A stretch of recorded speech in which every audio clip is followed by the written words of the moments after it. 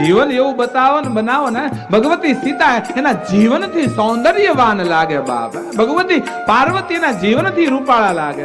તુલસીદાસજી આમ સીતાના સૌંદર્યની વાત કરતા એમ કહી દે કે સૌંદર્યની અવધિ આનાથી સુંદર આ જગતમાં બીજું કાંઈ હોય જ ન શકે બાપ. જીવન એવું બનાવો.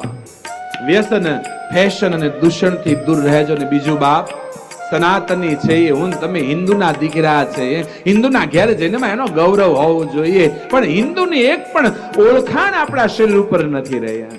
એક પણ ઓળખાણ નથી. આપણી પહેલી ઓળખાણ છે આપણા કપાળમાં તિલક ચાંદલો હોવો જોઈએ બાપ. આપણી બીજી ઓળખાણ ગળાની અંદર તુલસી યા રુદ્રાક્ષ જે પણ ભગવાન ધર્મને માનતા હોય એની કંઠી હોવી જોઈએ બાપ. મારી વ્યાસપીઠ ક્યારે કોઈ સંપ્રદાય ધર્મનો વિરોધ નથી કરતી. આ સનાતન ધર્મ બધાનો સ્વીકાર. જેમાં માનો એમાં પણ તમે માનો બસ. ગમે એમાં માનો. તમને રુચિ હોય ધર્મ સંપ્રદાય પણ માનો. એનું તિલક કરો, એની કંઠી પહેરો, એની માળા પહેરો. સનાતનની બાપ ત્રીજી ઓળખાણ એના હાથની અંદર કાંડુ રક્ષા સૂત્ર હોવું જોઈએ બાપ. કાળા દોરા તમે માતાઓ બાંધતા થયા, કાંડુ નથી બાંધતા.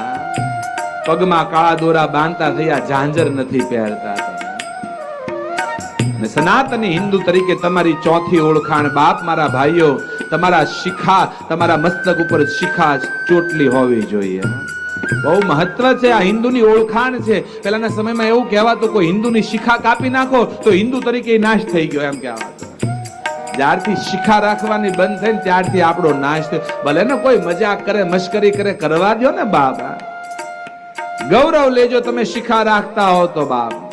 મારા યુવાન ભાઈઓ બહેનો, તિલક કરજો, કંઠી પહેરજો, હાથ ઉપર તમારું રક્ષા સૂત્ર, હાથમાં કાંડુ હોવું જોઈએ અને કપાળ શિખાર હોવી જોઈએ તમારા મસ્તક ઉપર. અમારા ભાઈઓ, તમને દેવાની ઈચ્છા થાય તો આટલું મને આપી દો. મને એમ થાય કે મારી આ શ્રીમદ ભાગવત યુવા કથા સફળ થઈ ગઈ બાપ. તમારા માટે 7 દિવસ સુધી આયોજન થયું. યુવાનો માટે આ કથા સફળ થઈ જશે.